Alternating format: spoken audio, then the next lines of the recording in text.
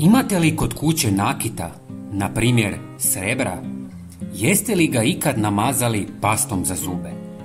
Danas ću vam pokazati što će se dogoditi ako stavite pastu za zube na srebro uz još jedan mali dodatak. Prvo što će vam trebati je mala zdjela u koju ćete dodati 1 žlicu vode. Zatim ćete dodati 5 cm paste za zube i sve dobro promiješati kako bi se pasta rastopila u vodi. Pasta za zube iznenađujuće je učinkovita kao sredstvo za poliranje srebra. Njezine fine abrazivne čestice učinkovito uklanjaju nečistoće i oksidacijske slojeve, obnavljajući sjaj površine.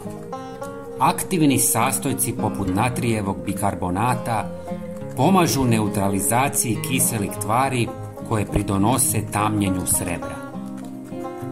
Kada se pasta za zube sjedinila s vodom, dodajte 1 žlicu limunovog soka koji je izuzetno koristan za poliranje srebra.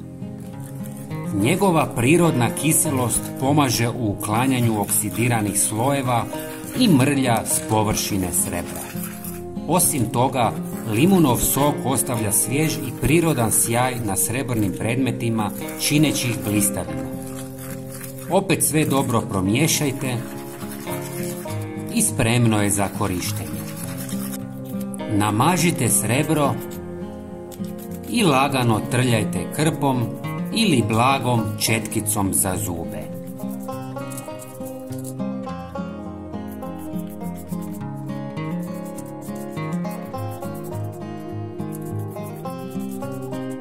Nakon par minuta isperite vodom.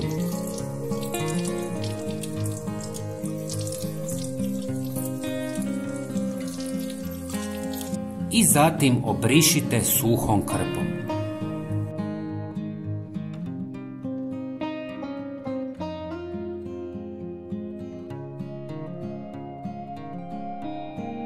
Ova srebrna narukvica je jako stara, ali sada sjaji kao nikad prije. Biti ćete jako zadovoljni rezultatom.